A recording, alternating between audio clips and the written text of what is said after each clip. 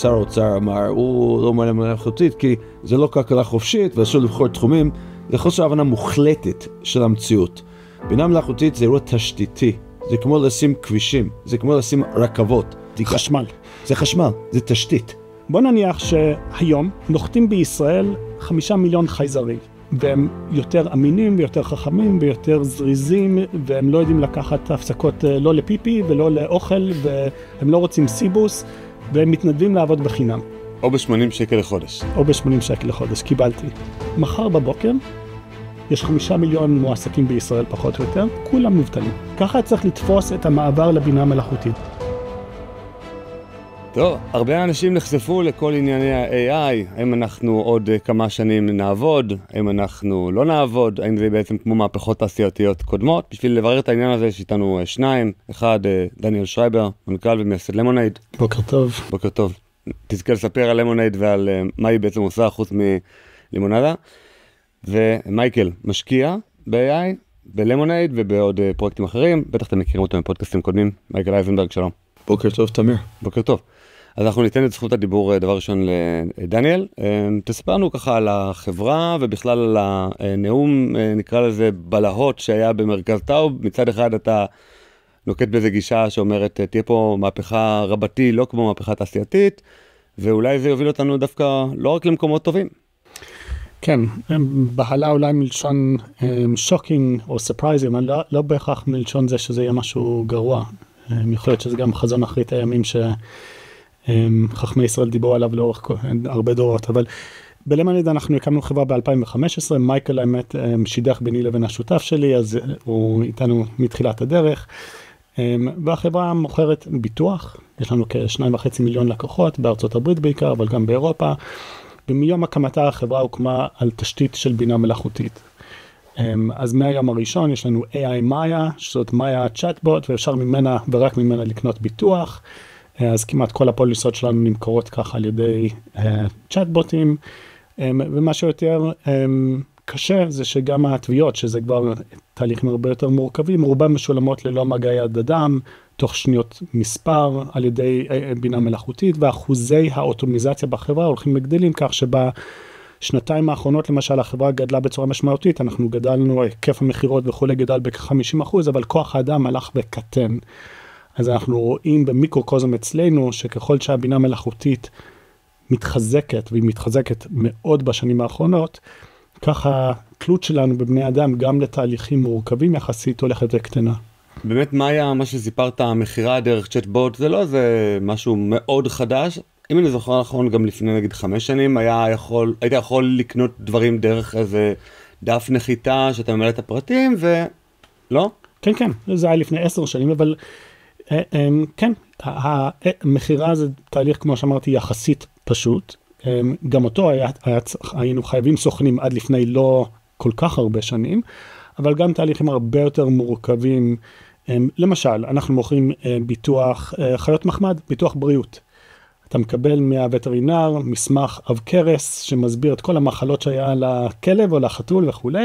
בחברת הביטוח עד לאחרונה הייתה צריכה איש מקצוע, אשת מקצוע, שיעברו שורה ויראו איזה מחלות היו כדי להוציא מהביטוח, מהכיסוי את אותן מחלות. היום AI עושה את הכל. אתה עושה ביטוח לבית, ושוב יש איזשהו surveyor report, איזה דוח, שוב עב כרס של מישהו שעבר על כל צינור ועל כל קיר וכו', ושוב תהליכים כאלה שהם הרבה יותר אינטלקטואליים מפשוט למלא טופס ולמכור ביטוח, הם כבר נעשים על ידי בינה מלאכותית וכן הלאה וכן הלאה וכן הלאה. אז דברים שהם מורכבים ודורשים לפעמים שנים של התנסות או אפילו של השכלה פורמלית, אנחנו כבר מצליחים יותר ויותר לטפס בסולם הזה ולהחליף יכולות כאלה בבינה מלאכותית. אז מה, יש לכם רובוט שמגיע הביתה ובודק צינורות? לא. אין לנו רובוט, לא. אבל אנחנו כן, לא, אתה אומר את זה בציניות, אבל למשל כן יש לנו יכולת לתת למבוטח, פשוט לצלם עם המצלמה, וה-AI מנתח את הצילומים, אז זה מתקרב. אם יושב לי, צריך לעשות פה קצת סדר בבינה מלאכותית. כשהוקמה למונייד, על טהרת הבינה המלאכותית, דניאל אמר אפילו בהרצאה הראשונה, במצגת הראשונה, bots, כן, and not agents, בוטים, ולא סוכנים, סוכני ביטוח. זו המצגת הראשונה. כשהתחילו למכור ביטוח, אחרי שקיבלנו את הרישיון או הרשאה בניו יורק למכור ביטוח, לא היו הרבה חברות, אם בכלל, שמכרו דרך בוטים, בוודאי לא ביטוח. זה היה נחשב בלתי אפשרי, כי הסוכן ביטוח מגיע אליך, והוא מספר לך ומסביר לך וכן הלאה. אבל יש ביטוח ישיר וכאלה, אפילו בארץ. גם טלפון, זה לא אותו דבר כמו בוט, זה שונה. כשהתחילו למכור, הבינה המלאכותית הזאת הייתה חדשנית למדי. אבל כמו שדניאל אומר, זה יותר קל. מה שקרה, והמהפכה שקרתה בשנתיים וחצי האחרונות, היא מהפכה נוספת בתוך בינה מלאכותית, שהיא מהפכת ה-LLM'ים, Large Language Models, מודלי שפה גדולים, שהפריצה לתודעה של ChatGPT ו-Perplexity ו-Anthropic ו-Claude וגוגל ג'מיני וכו' וכו' וכו', המהפכה הזאת שמבוססת על נייר שכתבו 7 אנשים בגוגל, Attention is all you need, זה המהפכה של השנתיים וחצי האחרונות. לפני שנתיים וחצי, מה שדניאל תיאר, שאני לוקח משהו אב קרס, כמו בדיקת כלב או בדיקת חתול, או בדיקת בית של שמאי, מישהו משכיל, כמו וטרינר או רופא או שמאי או מה שלא יהיה, זה לא היה אפשרי עד לפני שנתיים וחצי. עכשיו, מבוסס על כל הדאטה בתחומי הביטוח וכל הדאטה לחתולים שללמונייד במקרה הזה יש, בשיתוף עם מודלי השפה הגדולים, יתבע פריצת דרך נוספת. במקום להחליף רק את הסוכני ביטוח, עכשיו אפשר להחליף את כל מה שנקרא באנגלית ה-back office, המשרד מאחורה, יש שם שמאים ואנשי טלפונים ומשמעים תביעות, מה? אקטוארים וכדומה. זה התחדש בשנתיים וחצי האחרונות, וזה, את דיברת על המילה בהלה, הוא אומר לא צריך להיבהל דווקא, אני חושב שהמילה הנכונה זה בהול, כאילו זה קורה מהר, ומהר מאוד הדבר הזה, ומתפתח מהר, ועקומת הגידול והצמיחה והיכולות של הבינה המלאכותית היא מעריכית. וזה דבר שצריך להבין אותו, כי מעריכיות אף אחד לא הבינה לפני הקורונה, חוץ מאנשים שעוסקים בהון סיכון וסטארט-אפים, אבל עכשיו מעריכיות נהיה דבר חשוב. הבינה המלאכותית גדל בצורה מעריכית, וזה צריך להבין. כשדניאל אומר, הגדלנו את הביזנס ב-50%, והקטנו את מצבת כוח אדם ב-10%, זה דרמה. זה אירוע שמאז המהפכה התעשייתית לא קרה כזה דבר.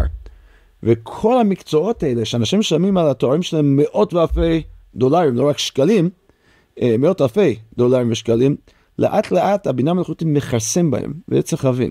אז רגע, מבחינת כותרת ככה תקשורתית, אתה בא ואומר, אל תלכו ללמוד באקדמיה? לא, רגע. בוא, נדבר שיחה רצינית, זה פודקאסט. לא, אני יודע. זה לא ידיעות אחרונות, ולא משהו מצד אחד אני אומר את זה בצחוק, מצד שני, הרבה מאוד אנשים מתייעצים איתי, אתה יודע, בשנים האחרונות, מה לעשות, עכשיו אני צעיר, מה ללמוד? בוא ננסח את זה טיפה אחרת, ברשותך. לפני שהתחלנו את השידור, אמרתי, השאלה הגדולה, האם הפעם זה שונה? Is this time different, כמו שאומרים. במהפכת הדפוס, זה החליף המון ידיים עובדות, כן? סופר, חוץ מסופר סתם, שהיה כותב ומעתיק ספרים, הלך הביתה. במהפכה התעשייתית, המיכון בחקלאות, בתעשיית הרכב, מיליון דברים, החליף הרבה ידיים עובדות. כנ"ל, הבינה המלאכותית הולך להחליף לא רק ידיים עובדות, כנראה גם מוחות. וזה אני חושב, זה ההבדל הגדול. הצווארון הלבן, בחלק מהמקרים הולך להיות מוחלף. אני אתן לך שתי דוגמאות ברשותך, בנוסף ללמונייד מהפורטפוליו שלנו, ויש יותר מ-15 כנראה. יש לנו חברה שהמציאה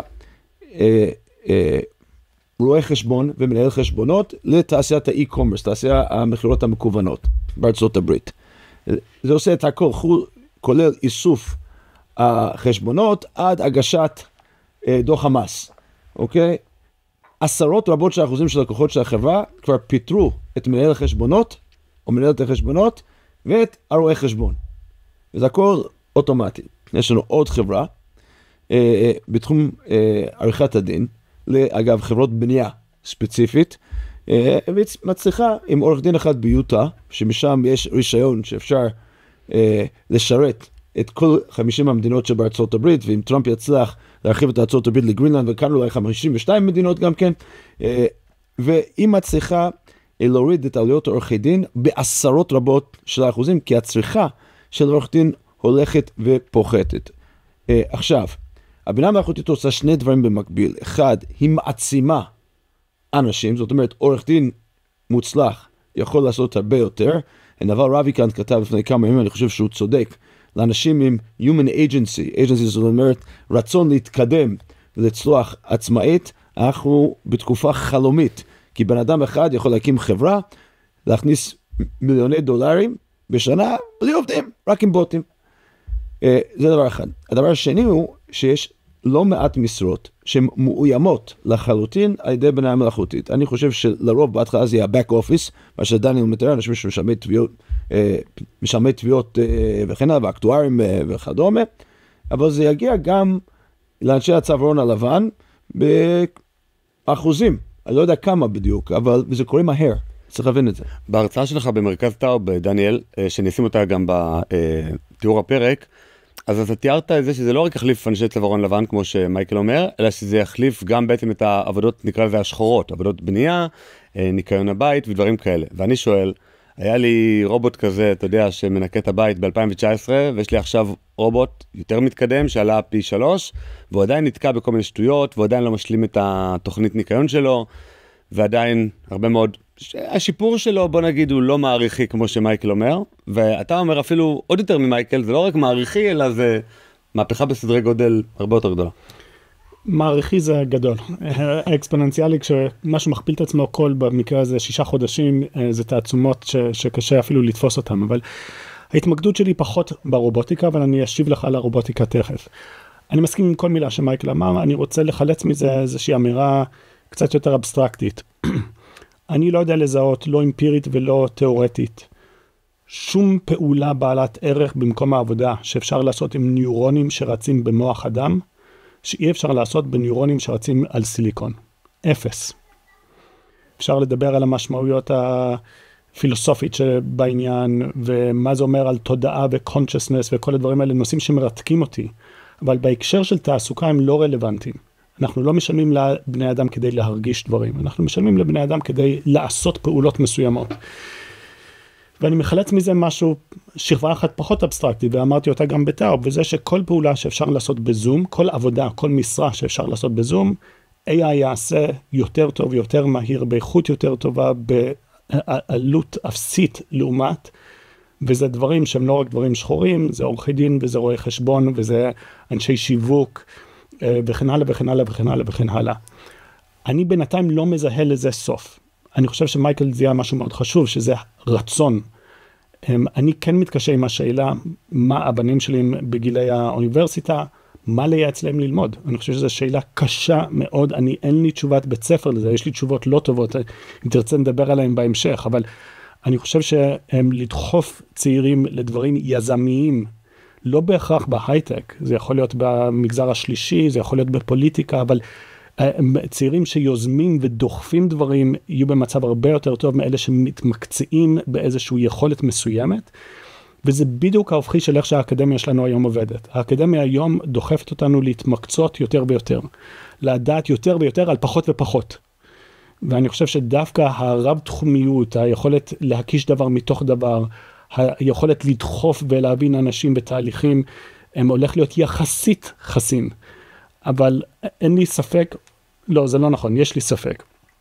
אבל אני לא יודע להצביע על מה יהיה הגורם שיפסיק את המגמה שאני מזהה, שמכונות יחליפו בני אדם. מילה אחרונה רק על הרובוטיקה, ואז אני מסיים. האתגר הכי גדול עם הרובוט שמנקה לך את הבית, זה AI.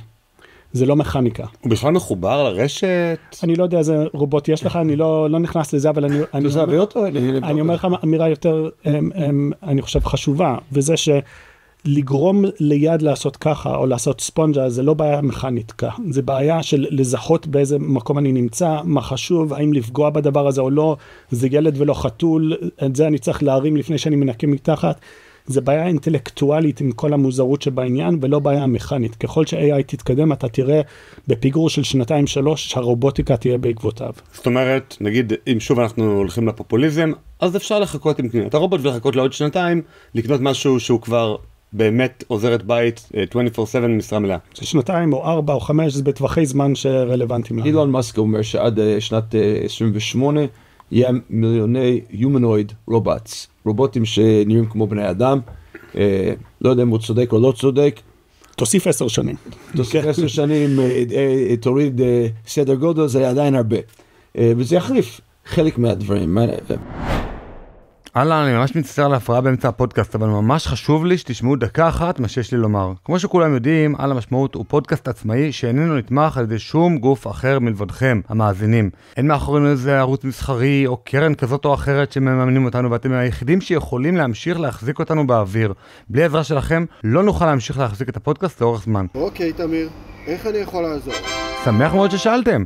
העזרה שלכם יכולה לבוא לידי ביטוי במספר אפיקים. ראשית כל, אני מזמין אתכם לעשות לייק, להשאיר תגובה ולשתף את הפרק עם חברים ומשפחה. אלו פעולות אלמנטריות שתוכלו לעשות בקליק אחד והן יכולות לעזור לנו מאוד. אתם גם יכולים לדרג את הפודקאסט ב5 כוכבים באפליקציית הסטרימינג, באפל פודקאסט, ספוטיפיי וכו'. בנוסף אתם יכולים לתמוך בנו כספית, או בתרומה חד פעמית, או באמצעות כפתור הסופר תודה שנמצא בתחתית הנגן. והאופציה הטובה ביותר היא על ידי הצטרפות לתוכנית המנויים שלנו על המשמעות פלוס, שתיתן לכם גישה לתכני פרימיום, כמו גם מעל 200 פרקים בלעדיים ועוד. כמו כן, אם אתם בעלי עסקים או מכירים בעלי עסקים שמחפשים אפשרויות פרסום חדשות על המשמעות, זו הפלטפורמה בשבילכם. השאירו פרטים אצל ג'ו ונחזור לכם עם הצעת מחיר משתלמת ביותר. אפשרות נוספת היא להצטרף לקהילת המתנדבים שלנו. אם מעניין אתכם לערוך סרטונים, לסייע בבקרת איכות, או לעזור לנו במציאת רעיונות למרואיינים, אני מזמין אתכם להשאיר פרטים בלינק או במייל ואנחנו כבר ניצור אתכם קשר. כמו כן, אתם יכולים להזמין אותי להרצאות במגוון תחומים של חינוך, כלכלה, פוליטיקה, היסטוריה, תנ"ך ועוד, או לחלופין להזמין אותי ליצור עבורכם סיפור חיים מצולם של יקיריכם. סבא, סבתא, אבא, אמא, אשמח להפוך את הביוגרפיה הפרטית שלהם לסרט בלתי נשכח. אז זהו חברים, כל הפרטים מופיעים בתיאור הוידאו, חפשו אותם שם, בואו נחזור לנקודה שבה עצרנו.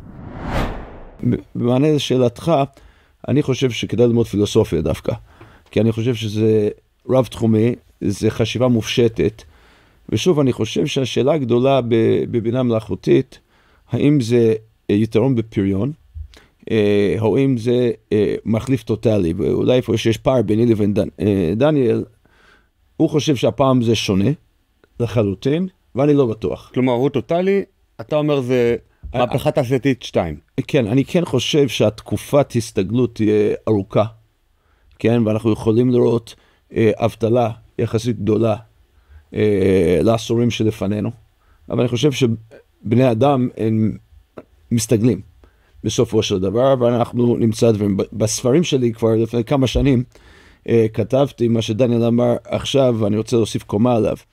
אני חושב שאנחנו נכנסים לעידן יזמי מטורף. כדמיון האדם, ומשהו מיוחד טוב, ככה אנחנו פריחה של יזמות, ויהיה פחות צורך דווקא בהשקעה בתחילת הדרך בדברים, כמו שדניאל אמר, הבינה המלאכותית הופכת להיות זולה יותר בצורה מאוד מהירה, יותר אפילו מהר ממורס לא, חוק מור אומר שפעם ב-18 חודשים כוח המחשוב מכפיל את עצמו והמחיר נחתך בחצי, ועכשיו אני חושב שזה גדל יותר מהר, ולכן יזם שרוצה להקים כל חברה, יש לו עובדים דיגיטליים, יש לו עובדים מהרגע הראשון באפס כסף.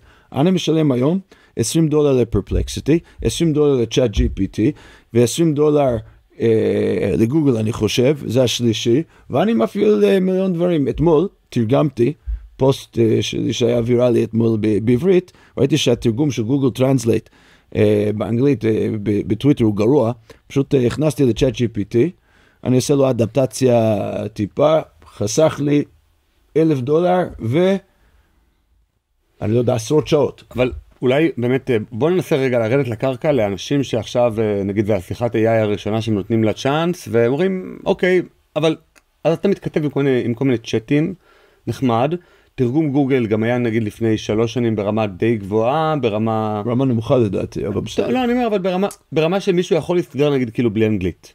רחמנא ליצלן מול בריטי ואמריקאי, נכון? כן.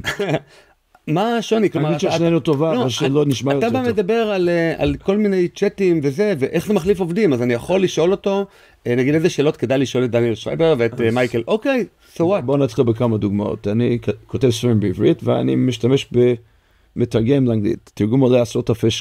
אז אבל חוץ מיכולות צ'אט, כאילו... שנייה. אני מתחיל מהקל על הקשה. זה החליף לי 2 מתרגמים לספרים שלי. אני מתרגם את הספרים עכשיו בבינה מלאכותית וכו'. זה קל. יותר קשה אתה רוצה? שותף שלי פיתח בוט שיודע לנהל את היומן שלו, לא ב-90% ו-100%. ואגב, ההבדל... לא, אבל תסביר, מה זה לנהל יומן? אני אגיד. ההבדל למשל במה שתיארת, גוגל טרנסלייט, לבין בינה מלאכותית, הוא הבדל שמיים וארץ, כי זה 90% וזה 99.9%. וזה דרמה בדברים האלה. יומן, אני לא יכול לפשל בו. ולכן הוא החליף את המזכירה שלו. לא צריך מזכירה לתאם פגישות, אני ממשיך הלאה. סיפרתי לך מנהלי חשבונות ורואי חשבון. תחום יחסית צר. בוא ממש נרד לקרקע. מה זאת אומרת להחליף את המזכירה? פונה מישהו רוצה פגישה עם החבר, נקרא לו דוד. אוקיי, ואז מה? השותף שלי כתב מסמך ל-ChatGPT. אמר, אלו התעדופים שלי. משפחה קודם, פגישות קודם. אני קובע פגישות ל-45 דקות, אלא אם כן זה פגישת דירקטוריון, שזה שעתיים, ואני ביום שלישי רוצה להיות רק עם הילדים שלי, סתם לצורך הדוגמה, ואם אמא שלי מתקשרת להחליף כך וכך, הוא כתב מסמך, הכניס לצ'אט GPT. על זה פיתח בוט שמחובר למייל שלו, שנקרא עדן בוט במקרה הזה. אגב, שידעו שזה בוט שמגיב לאנשים גם ככה, אנשים שולחים למייל שלו סתם, הבוט יושב על המייל שלו, שולחים לו, אני רוצה לקבוע איתך פגישה. הוא בודק בתעדוף, הוא בודק האם זה מישהו שנמצא בקונטקסט שלו, באנשי קשר שלו, לבדוק אם זה מישהו שאולי רוצה להיפגש, ואם לא, שולח לעדן שאילתה, אם אתה רוצה להיפגש עם הבן אדם הזה, מחזיר לו זמנים שיכול להיפגש, הוא ממלא את זה, מאשר את זה, בלי מגע יד אדם. אני רוצה לבנות את זה קצת. יש תופעה מרתקת, שכל פעם ש-AI לא מסוגל לעשות משהו, אנחנו אומרים, הוא לא מסוגל לעשות את זה. וברגע שהוא מסוגל, עוברים 5 דקות, ואז אנחנו לוקחים את זה כמובן מאליו. בשנות ה-90 הייתה תפיסה שבשחמט אף פעם המכשיר לא ינצח את קספרוב. עד 97 כשהוא ניצח את קספרוב. ואז אמרו בסדר, אבל שחמט זה מאוד מקובע, וכוח מחשוב אדיר וכל מיני דברים כאלה. משחק גו, שיש שם יותר פוטנציאל באפשרויות מאשר יש חלקיקים ביקום, את זה אף פעם המכשיר לא יוכל לנצח, עד 2016 כשהוא ניצח את אלוף העולם בגו. ואז אמרו, בסדר, אבל הוא יודע לעשות דברים רק מאוד צרים, אבל דברים בעולם האמיתי כמו לנהוג ברכב, הוא לעולם לא יוכל לנהוג ברכב. ועכשיו יש בסן פרנסיסקו 40 מיליון נסיעות נעשו כבר, 40 מיליון קילומטר בנסיעה ללא נהג, 2 מיליון נסיעות של מוניות שאין בהן נהגים בכלל, בישראל מסתכלים 100,000 איש מנהיגה. אז אוקיי, זה כן, אבל הוא לא... בינה מלאכותית היום מנצחת את עורכי דין בבחינות לשכת עורכי הדין. מנצחת בהדמיה בעולם הרפואה יותר מבינה ומזהה דברים ברנטגנים ובבדיקות שד ודברים כאלה יותר מהרופאים הכי מומחים. נשלח לי נייר שהולך להתפרסם ב-Nature Magazine, כי אתה אומר בסדר, אבל זה דברים טכניים, אבל אמפתיה. בדקו, זה הולך להתפרסם, הם לקחו את האונקולוגים הכי טובים ואת קלוד, גרסה 1 ו-2, אנחנו בגרסה 3.5, אבל עשו את המחקר הזה לפני שנה כשזה לא היה, וביקשו מפציינטים אונקולוגיים, מי נותן להם תשובות יותר אמפתיות, שגורמות להם להרגיש יותר טוב. קלוד 1 ניצח את הרופאים האונקולוגיים. בצ'אט? זה בצ'אט. בצ'אט אנשים מרגישים אמפתיה? כן. אגב, אנשים מתחברים גם יש קול עכשיו, לא צריך צ'אט, תכף יהיה גם תמונה. אז אני רק אומר, התופעה הזאת של לקחת את מה שקיים כמובן מאליו, Waze הביא אותי למקום הזה הבוקר, כמה בינה מלאכותית הולכת שם, אז ברגע שזה כבר קיים זה מובן מאליו, ותמיד הגל הבא זה הדבר שאני חושב שהיכולת שלנו להתעלם מכמה שונה העולם היום, מאיך שהוא היה לפני 2 שלא לדבר על 5 או 10, וקצת לנגן את המנגינה הזאת קדימה, ויכול להיות שאני טועה בכל מה שאני אומר, אבל לפחות לקחת את איום או את ההזדמנות או את השינויים האלה בשיא הרצינות. אחרים לוקחים אותם ברצינות. מחוץ לגבולות מדינת ישראל, אתמול נשיא ארצות הברית הכריז ש$500 טריליון הולכים להיות מושקעים בתשתיות בינה מלאכותית בארצות הברית. מייקרוסופט בלבד אמרה שהיא הולכת להשקיע $80 מיליארד השנה. לסבר את האוזן, תקציב המדינת ישראל בחינוך, ביטחון, רווחה, בריאות, גם יחד זה פחות $80 מיליארד. באמירויות מאז 2019 לדעתי יש שר לענייני בינה מלאכותית. ישראל פעם הייתה בחזית, אנחנו עסוקים מסיבות טובות ונוראיות בדברים אחרים, אבל העולם מתקדם בקצבים שצריך לקחת אותם ברצינות. זהו, ומייקל, אתה כל הזמן אומר שהממשלה צריכה להשקיע, אבל הרבה פעמים שהממשלה משקיעה במשהו, היא עושה את זה בצורה נוראית ומזעזעת. שני דברים, אני בנאום בכנסת ביוני, שגם קישור אליו נשים בתיאור. אמרתי שהממשלה מתנהלת בחובנות מחרידה בנושא הזה של בינה מלאכותית. שר האוצר אמר, הוא לא מעוניין בינה מלאכותית כי זה לא כלכלה חופשית ואסור לבחור תחומים. זה חוסר הבנה מוחלטת של המציאות. בינה מלאכותית זה אירוע תשתיתי, זה כמו לשים כבישים, זה כמו לשים רכבות. זה לא אירוע של תחום כזה או אחר בתחום הטכנולוגי, זה לא כזה ביוטכנולוגיה לעומת רובוטיקה. חשמל. זה חשמל, זה תשתית. זה תשתית של מדינות שאו יחליטו להיות מעצמות, או יחליטו להיות נכשלות. זה האירוע. והוא עד כדי כך מהותי. זה מדינות שאו יחליטו להיות, מה שאני מכנה אותם AI Super Societies, או מדינות עולם שלישי. שם האירוע. ומקבלי ההחלטות במדינה, לא רק שלא מבינות את זה, הם בורים ועם הארץ ועמי הארצות בתחום הבינה המלאכותית. אני פגשתי 2 בלבד שמבינים קצת או הרבה. אחד זה ראש הממשלה, והשני זה חברת הכנסת אורית פרקש הכהן. בלעדיהם 118 מקבל החלטות בכנסת, אף אחד מהם לא מבין בנושא הזה, ואפילו לא מתאמץ.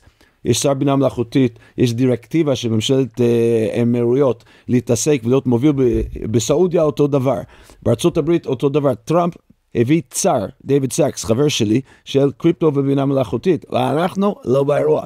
וזה לא רק מלחמה, כי התחיל הנושא הזה, כי אני עסקתי בו, לפני המלחמה, ולא זז. ועכשיו המלחמה צריך להאיץ את זה, ולא לעצור את זה. דניאל אמר על תקציבי החינוך והבריאות, וכו' וכו'. יש לנו גם חוב תופח, ואנחנו משלמים יותר ריבית היום, מה שכל תקציב התשתיות והתחבורה במדינת ישראל. הדרך היחידה, להוריד פה את תקציב המדינה, בעידן שאנחנו צריכים להשקיע יותר בביטחון, היחידה זה להכניס בינה מלאכותית ולאפטם, מלשון אופטימיזציה, ולהגדיל את הפריון של הממשלה, וכן להוריד את עלויות הממשלה, להוריד את עלויות הפיתוח ולהשקיע בתשתיות האלה. ואנחנו חייבים לא להשקיע כמו שאומרים עכשיו, אתה יודע, לפני שבוע דרי חילק כספי צריכה לכל מיני אנשים.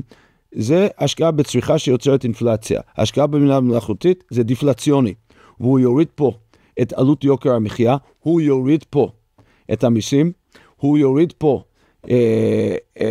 את העלויות של האיש השמן, שזה הממשלה, כפי שהגדיר אותו ראש הממשלה בנימין נתניהו כשהיה שר האוצר.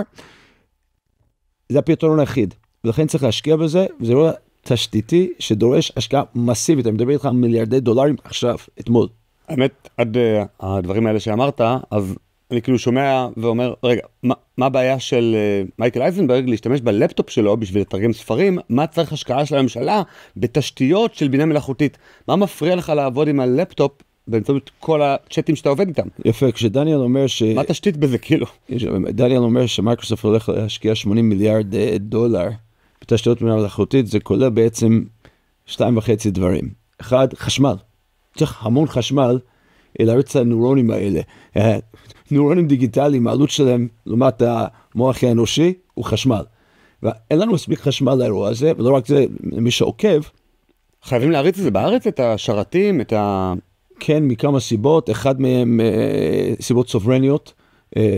כבר עכשיו, ממשל ביידן הטיל מגבלות ייצוא על צ'יפים וכוח מחשוב למדינות אחרות, ומדינת ישראל לצערי לא במקום שהיא צריכה להיות בו. אגב, חוסר תפקוד ממשלתי שלנו וחוסר דיפלומטיה טכנולוגית מול מעצמות כמו ארצות הברית בשביל לטפל בזה, שם אותנו במקום הזה. ואגב, בסוגריים אני אגיד, הערת צד, חלק מזה נובע מכך שמדינת ישראל לא מסוגלת לקבל החלטה להתנתק מהסינים כמו שצריך, וזה ארצות הברית לא מוכנה לקבל, לכן שמה אותנו גם בליגה השלישית, בייצוא צ'יפים וכוח מחשוב. אז לא, אי אפשר לשים את זה בכל מדינה, כי יש בעיות סוברניות, ואנחנו נרצה את זה גם למלחמות, גם לממשל, גם לדברים אחרים, זה חייב להיות פה, אז צריך מערכות חשמל. 2, צריך מערכות מחשוב. מערכות מחשוב באים בשתי כובעים, אחד זה Data Centers, כן, ממש לשים מחשבים או נוירונים דיגיטליים, כמו שדני מכנה אותם, במדינת ישראל, זה עולה הרבה כסף, ולסבסד גם, כי אנחנו רוצים שהיזמים והמפתחים, וכל מה שיהיה פה, את השימוש בכוח המחשוב, זה בשביל להאיץ את כלכלת ישראל. אבל אמרת גם עוד משהו, ואני אשמח שדניאל אולי יפתח אותו, זה בעצם לשפר את פעילות הממשלה דרך AI. יש לך אולי איזה נגיד 3 רעיונות טובים, שבממש עלות, נקרא לזה פיתוח קטנה, יכולה לחסוך הרבה מאוד לאזרח הקטן בהתנהלות שלו מול הממשלה, וגם לפטר נגיד, אולי 10,000, 20,000, אני מעדיף כמה שיותר, עובדי ממשלה. כן, אז במפגש באמת שבוע שעבר בתת ועדה לענייני בינה מלאכותית, מייקל דיבר שם גם אני, ומה שאני אמרתי שם זה שאני חושב שאפשר לעשות 2 דברים, כל אחד מהם יהיה דרמטי. הראשון צריך משהו שקראתי לו שם מונשוט, על משקל פרויקט אפולו, להעמיד בן אדם על הירח, איזשהו יעד שהממשלה קובעת שהוא מלא יומרה ויוהרה וכמעט בלתי אפשרי, אבל אם כולם ניגשים לזה הוא אפשרי. ארצות הברית בשנות ה-60 השקיעה מיליארדי דולרים בזה וכולי, גייסה מאות אלפי אנשים בצורה ישירה ובלתי ישירה, בנתה חברות IBM וכל מיני חברות אחרות שנבנו כחלק מהפרויקט הזה, או גדלו והתעצמו כחלק מהדבר הזה, וכנראה שהאמריקאים קיבלו בחזרה בערך פי 10 על כל דולר שהושקע בתחום הזה. המחקרים אומרים בין 7 לפי 14 על הדברים האלה, אז הם העמידו בן אדם על הירח, אבל מעבר לזה שהם העמידו בן אדם על הירח, תעשיות שלמות ודורות שלמים של הובלה בינלאומית נולדו מזה שהם שמו יעד כזה. במקרה שלנו אני חשבתי שהממשלה צריכה להציג יעד בסגנון של תוך 5 שנים, להוריד את עלויות הממשלה ברבע, את כל עלויות הממשלה ברבע, ולהכפיל את השירות ללקוח הקצה. ואני אסביר. בערך 20, נדמה לי שזה 21% מתקציב הממשלה, זה משכורות. את זה אפשר להוריד ביותר מ-25%, לדעתי ב-30% או יותר, על ידי זה שפשוט נחליף אנשים בבינה מלאכותית. אבל מעבר לזה אפשר לייעל כל תהליך על ידי בינה מלאכותית. אם שמים יעד צנוע, 5%, אז יעשו את זה, יקוששו מהיקב ומהגורן ויורידו 5%, והאיכות של השירות ירד, וככה יגיעו ליעדים. דווקא לא רק הורדה מסיבית של עלויות, אלא הכפלה של האיכות, הם יכפו עלינו להתחיל לאמץ טכנולוגיות באמת שוברות שגרה, מנגנונים שונים, זה לא תהיה השקעה של כלום, זה יהיה השקעה משמעותית שתחזיר את עצמה פי כמה וכמה. אבל אני מחפש סופר קונקרטי.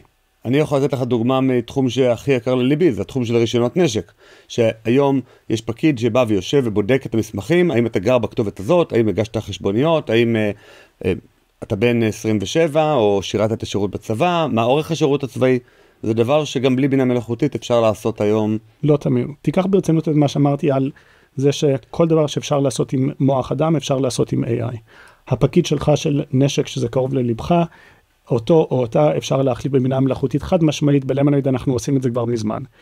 אותו כנל בביטוח לאומי, אותו כנל תדגים אבל ממש, מה זאת אומרת בביטוח לאומי?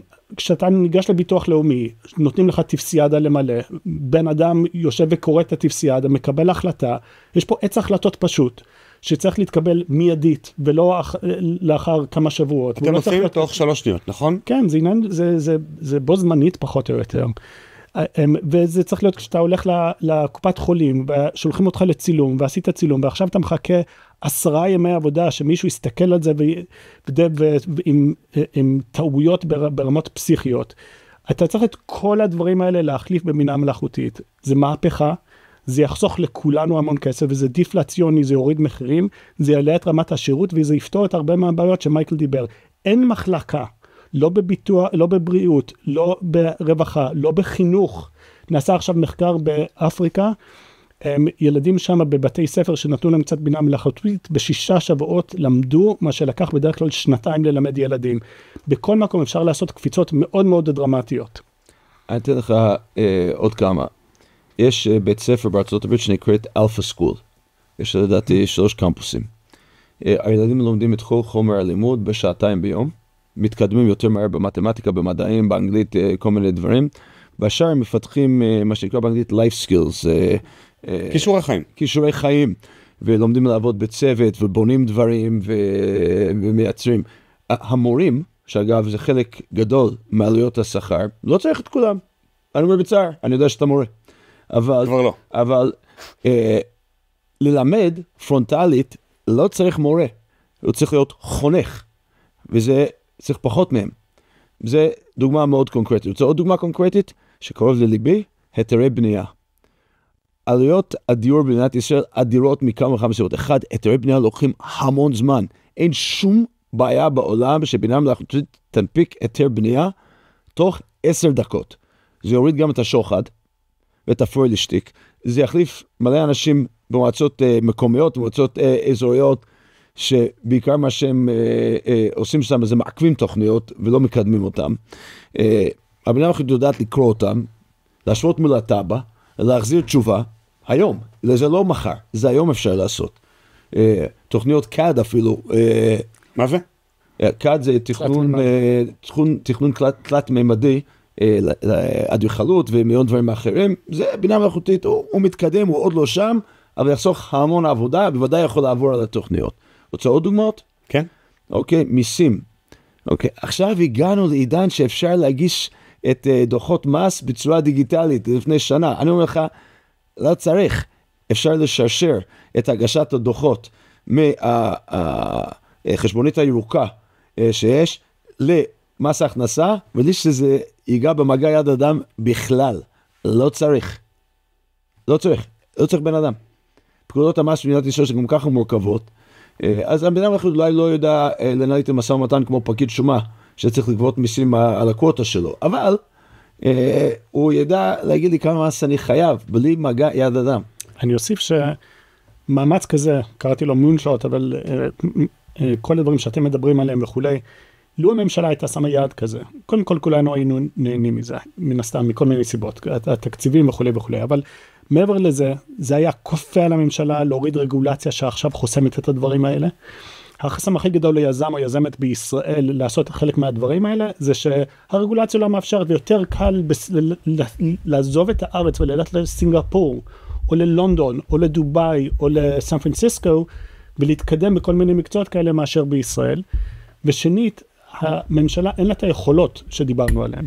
היא הייתה צריכה לצרוך מההייטק הישראלי תוצרים, ופתאום היא הייתה מתמרצת בלי שהיא מחלקת כספים, על ידי זה שהיא צורכת בינה מלאכותית בקנה מידה ראוי, היא הייתה צורכת ומייצרת פה בישראל המון המון סטארט-אפים, כברות של יכולות, אחד בתחום הרווחה, ואחד בחקלאות, ואחד בביטחון, ואחד בבריאות, וכן הלאה וכן הלאה, שאחר כך החברות הישראליות האלה יוכלו למכור את התוצרים שלהם בכל העולם. אני קצת מבולבל, כי הגישה שלכם היא מצד אחד, נקרא לזה במרכאות כפולות ומכופלות, נגד הממשלה, ממשלה יותר קטנה, יותר יעילה, יותר זה. מצד שני, ממשלה יותר גדולה, אם נקרא לזה, איך זה נקרא, האגף הזה של רשות החדשנות, מעמדן הראשי, מה שזה הפעם, שמחלקת כספים להייטקיסטים. לא, אז שמעת אותי לא נכון. אוקיי, אז בואו, דניאל ואז מייקל תגיבו. אני חושב שהממשלה, אני מקצין, לא צריכה לחלק שום כסף לאף אחד, בתחום ההייטק. בשביל זה יש לנו את מייקל. סטארט-אפים צריכים להצדיק את עצמם ולגייס כספים, אני לא מבקש מהממשלה, היא גם לא תעשה את זה נכון, לא תחלק את זה למקומות הנכונים, לא לזה אני הולך. אבל אם אתה מנהל את ביטוח לאומי, או את משרד הבריאות, או את קופת חולים כללית, או לא משנה מה, תכנון ובנייה, ופתאום נוחת עליך מלמעלה איזושהי החלטה שאומרת, אתה תוך 5 שנים צריך להוריד את העלויות שלך, תוך הכפלת איכות השירות ללקוח. אתה עכשיו רץ למצוא מישהו בישראל שיודע איך עושים את זה, כי לך אין מושג ירוק. ופתאום אתה מוציא קול קורא, אני צריך לעשות אוטומיזציה, מהקבלה שקיבלתי זה דרך זה שזה יעלה למס הכנסה ללא מגע יד אדם, מי יודע לבנות לי כזה דבר. פתאום יצוצו פה המון חברות שיגידו אני יודעת, ויש שם תמרוץ אדיר בצריכה של השירותים, eat your own dog food. בוא, אתה רוצה לפתח פה משהו, בוא נאכל אנחנו את התוצרים שאנחנו אמורים לייצר בעצמנו. התפקיד של הממשלה זה להשקיע בתשתיות ובמחקר. זה התפקיד של הממשלה, לא בסטארט-אפים.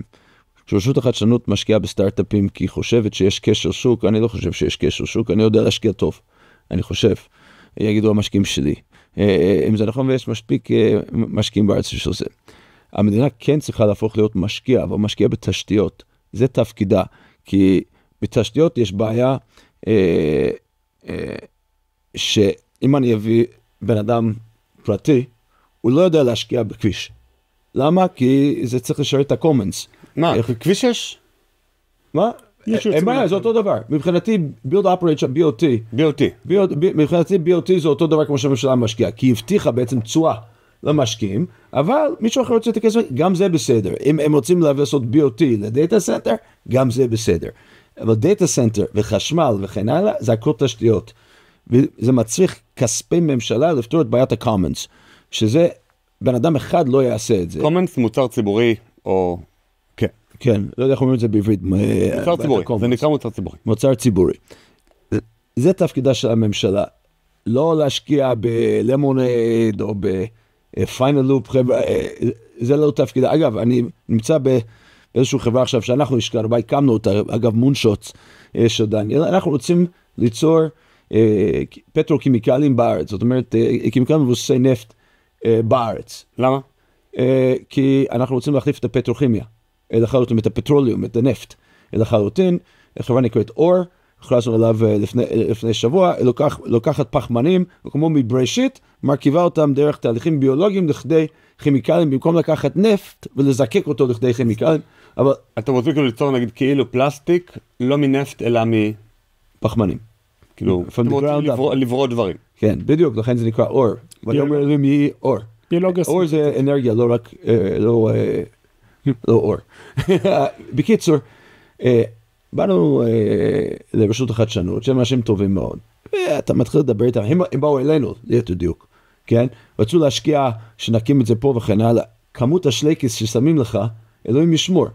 ולכן לא צריך, הכל בסדר, אנחנו נשקיע את הכסף, הכל בסדר, זה לא צריך. מה שכן צריך, אבל זה תשתיות מאפשרות, שניתן להקים בהם מפעלים, חשמל וכדומה, גם זה אין. אגב, רק לסבר את האוזן, רוצים להקים, באמצע המלחמה עמד, אני חושב שזה המנכ"ל חברת החשמל, אמר אין פה מספיק חשמל, למה אמר את זה לא הבאנו, אני לא יודע, אבל מנסים להקים כבר שנים חשמל ליד, תחנת חשמל ליד ראש העין, מרגב חוסמת, כן, מראש העין, ויש עוד אחד בנגב שרוצים לעשות, גם שם חוסמים. בסדר, זה נקרא נימבי. פוליטיקה קטנה עוצרת את מדינת ישראל, במקום שהממשלה תשים את כל המשאבים שלה וכל הפוקוס שלה בקידום התשתיות, אנחנו בפיצ'יפקיס. דניאל. אני אשמח בכל זאת לחזור לעניין, אנחנו מדברים פה על משמעות. בערך. אני אשמח לחזור לשאלה של מה כל זה אומר. התחלת ואמרת, אתה מטיל ספק בזה שזה יקרה, לגיטימי, ואם זה לא יקרה, אז זה שיחת... האמת לא אמרתי. הרומבה שלך שמאכזב אותך אחרי 3 שנים, לא משנה. כן, כן, נכון. נכון. אבל בהנחה שהדבר הזה ימשיך, וכוחות השוק שדוחפים לזה, הם כמעט בלתי ניתנות לתפיסה. זה כמויות כסף ועוצמות שאנחנו לא רגילים, ויש לנו מספיק שיער סביבה שראינו כמה דברים, וראינו את האינטרנט, ראינו דברים, אנחנו עכשיו בסדר גודל שונה ממה שראינו בעבר. מתקדמים בקצבים שלא ראינו בעבר. ואז השאלה באמת, מה קורה לתעסוקה? כי אני חושב שהבינה מלאכותית דוחפת לשני דברים. אחד זה אוטומיזציה, וזה מביא את האיכויות וכו' וכו'.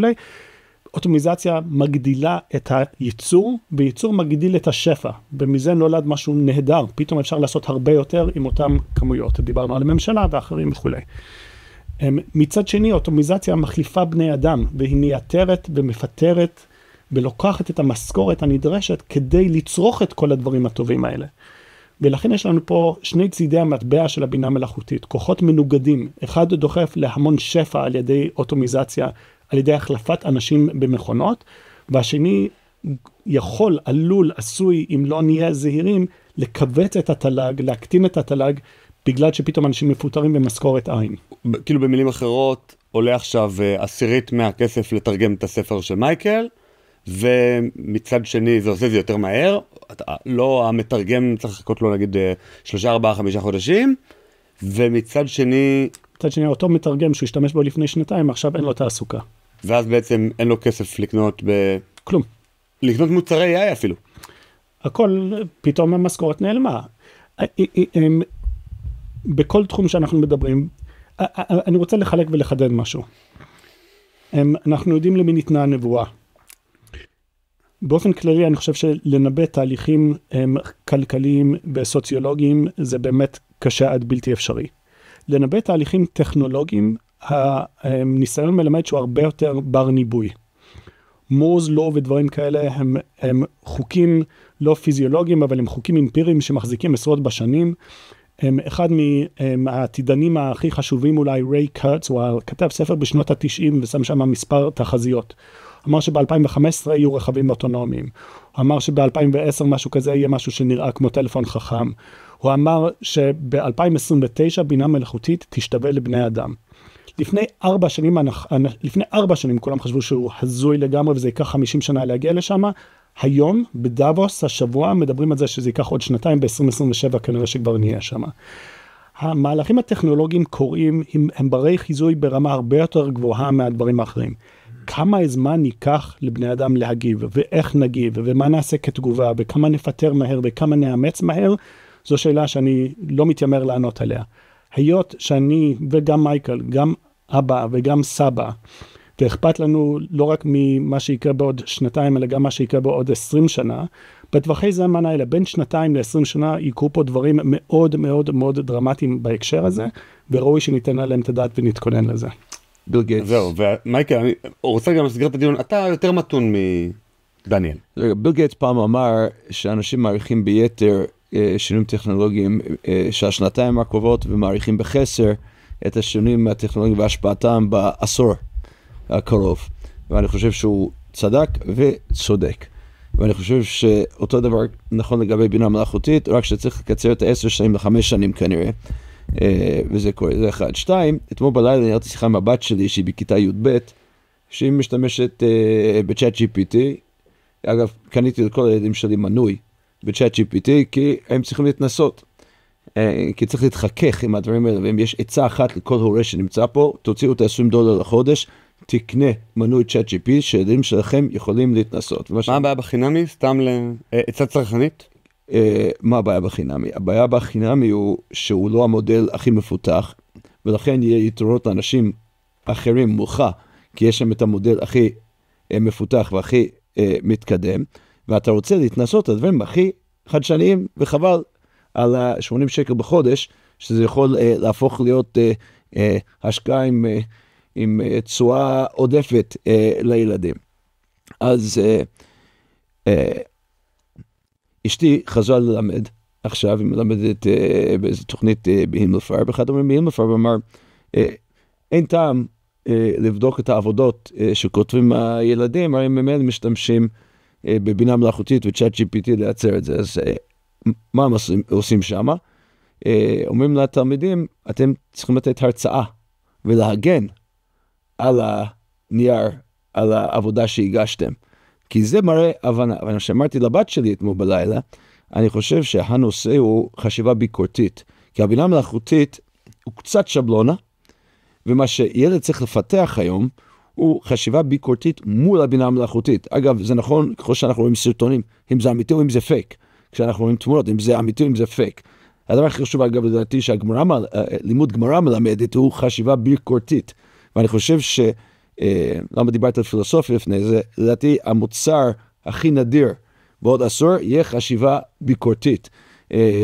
וזה מאוד חשוב. איפה שאני ודניאל נפרדים, ואנחנו מתווכחים על זה לא מעט כחברותות טובות, כמו שאמר לך, נפגשנו בספסל לימודים של ישיבת הר עציון לפני 30 ומשהו שנה, שנת 89, אז כמו חברותות טובות, יש לנו ויכוח אחד מאוד גדול בינינו. דניאל חושב שבאופן קבוע, ואם אני מייצג אותך לא נכון, תגיד לי, בעשורים הרבים הקרובים ואולי לנצח, אנחנו נהיה עם אבטלה קבועה של עשרות רבות של אחוזים של בני אדם. זה לא 100%? דניאל? הבנתי מההרצאה שלך בטאוב 100%. לא, אני מסופק שזה הגיע ל100%. להזכירנו... לא, אבל בוא נמשיך, כן. אני פשוט הייתי חייב לקטוע, כי כאילו זה מה שיצאתי איתו בתחושה. לא, אני אמרתי עשרות רבות של האחוזים, כי אני לא יודע איפה המספר המדויק שלי, אני יודע שזה פחות מ100%. כן, כן.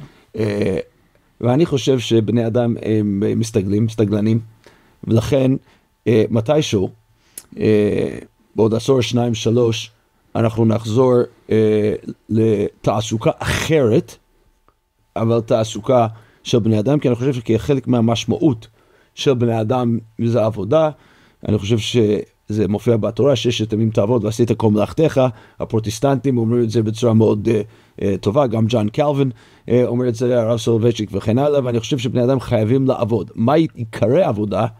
זו שאלה מעניינת, אני חושב, כמו שאמרתי, שהרבה יותר יזמות, אנחנו רואים פריחה אדירה של יזמות של חברות של בן אדם אחד והרבה בוטים, יהיה פריחה אדירה. חלק מהביקורת שלי, אגב, על מס הרווחים הכלואים שדיברנו עליו בפודקאסט הקודם, הוא בדיוק זה. זה חוסר הבנה משוועת של משרד האוצר ורשות המיסים והממשלה על עתיד התעסוקה במדינת ישראל. כשאתה מדבר על חברות שאתה רוצה להגביל להם את הרווחיות ב-25%, במקום שיהיה החברות הכי רווחיות בעולם, ואתה ממסה חברות ענק, כאילו רוב החברות יהיו חברות כאלה בעוד עשור. אז מה אנחנו עושים פה? אנחנו לא רוצים למשוך את היזמים האלה, ולדעתי כך יראה התעסוקה בעתיד, אבל שוב, הנבואה ניתנה לשוטים.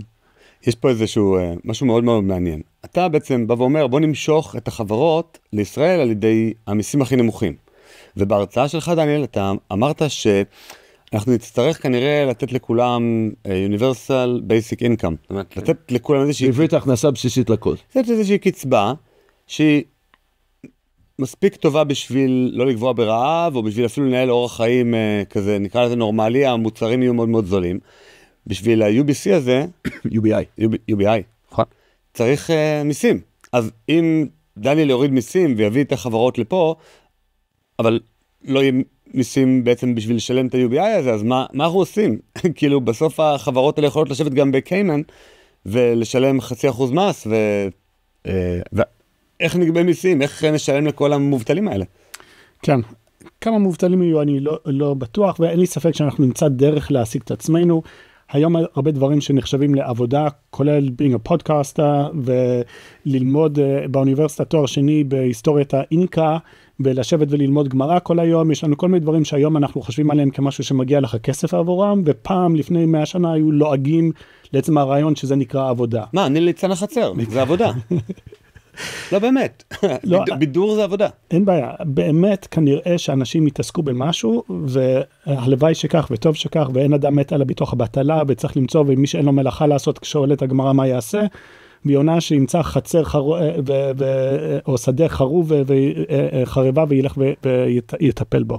אין ספק, יש פה בעיה של משמעות, מדברים על משמעות, צריך לבנות פה קומה של משמעות שהיא לא צרובה, שעצם התעסוקה או המשכורת או הקריירה לא צרוב בנו כפי שהוא היה בצורה היסטורית, צריך לשנות פה גם קצת את הלקסיקון, מחוסר עבודה זה משהו מאוד שלילי, literally זה על השלילה, אנחנו לא יודעים להגיד בצורה פוזיטיבית מה זה נקרא, זה פשוט מישהו שאין לו עבודה, מובטל אותו דבר, האם אנחנו בכלל צריכים לפתח מילים חדשות לעידן הזה. בואו נטפל בשאלת המס. אני רוצה לקחת אותך, תן לי 3 דקות, לפתח איזשהו ניסוי מחשבתי. קיצוני, אבל אני חושב שהוא ידגים איזה משהו. בוא נניח שהיום נוחתים בישראל 5 מיליון חייזרים. והחייזרים האלה הם באים מסיביליזציה מתקדמת מאשר האנושות, והם יותר אמינים ויותר חכמים ויותר זריזים, והם לא יודעים לקחת הפסקות לא לפיפי ולא לאוכל, והם לא רוצים סיבוס, והם מתנדבים לעבוד בחינם. או ב-80 שקל לחודש. או ב-80 שקל לחודש, קיבלתי. בצורה לא מפתיעה, מחר בבוקר, יש 5 מיליון מועסקים בישראל פחות או יותר, כולם מובטלים. כל מעסיק אומר, וואלה, איזה כיף, עכשיו יש לי עובדים יותר טובים, יותר חרוצים, ופתאום כולם מפוטרים. עכשיו תלך איתי שנייה, מה קורה מחר בבוקר? מחר בבוקר קודם כל, הכל טוב. השדות נחרשות, המשרדי עורכי דין מאוישים, המטוסים טסים במכולת, מוכרים לך, המוניות נוהגות, האוטובוסים נוהגים, בתי קולנוע פועלים, אין בעיית production. היצרנות שלנו עולה. פתאום אנחנו מייצרים יותר, כי הם לא לוקחים את ההפסקות שדיברנו עליהן, הפרודקשן עולה. מה הבעיה? בראשון לחודש אין משכורת לאף אחד. בראשון לחודש פתאום כל האנשים מגלים שהם עכשיו עניים, ואז הצריכה יורדת. כולנו וואו, לא קונה כלום, מחכה לראות מה יהיה בעתיד, ואז פתאום הצריכה יורדת, ואז המכולת לא מוכרת, ועורכי דין לא מוכרים, והחקלאים לא מוכרים, והמטוסים לא טסים, ופתאום אתה רואה את ההתכווצות הזאת, ולמרות שבפעם הראשונה בהיסטוריה יש אבטלה טוטלית, וזה לא פוגע בתצורה, אנחנו מייצרים יותר עם 0 אנשים, יש לנו בעיית צריכה, פתאום זה הכל מתעדה. ואז אתה נכנס לסחרור שלילי, negative feedback loop, ופתאום הכלכלה הולכת ומתכווצת. שווה בנפשך, שבהמשך אותו יום, זה קצת מזכיר את דברים שקרו בקורונה, מייקל תכף ייכנס בי על זה, הממשלה מתאוששת ואומרת, רגע חברים, אנחנו עכשיו קופים על כולם, כל מי שפיטרתם חייבים להמשיך לשלם להם משכורת. או לחילופין, אנחנו הולכים למסות אתכם בשווה ערך למשכורת בממוצע, כדי שאנחנו נשלם להם. עכשיו בואו נראה מה קורה בניסוי המחשבתי שלנו. כל החברות עוברות לחול. לא, חכה שנייה. החייזרים ממשיכים לעבוד. המכולת מוכרת.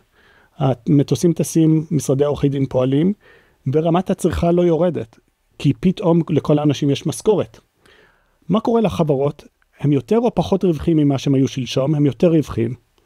מה קורה לך בתור צרכן? אתה יותר עשיר או יותר עני ממה שהיית שלשום? אתה יותר עשיר. יש לך את אותו משכורת, אבל היא קונה יותר, כי כל החברות האלה יודעים לייצר יותר. ככה צריך לתפוס את המעבר לבינה מלאכותית. זה כמובן הפשטה מסיבית.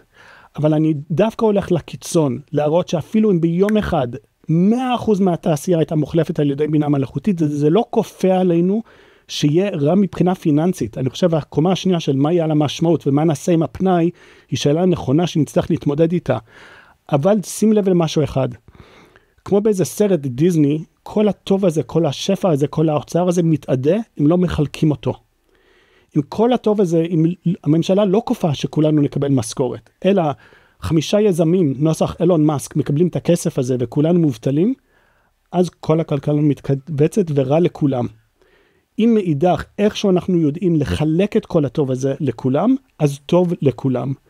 אפשר קונספטואלית לחשוב על זה כמו משאב טבע, כמו הגז לחופי ישראל, שאנחנו אומרים זה של כולנו, וצריך, היזמים יהיו עשירים כקורח, אבל כולנו נהנים מזה.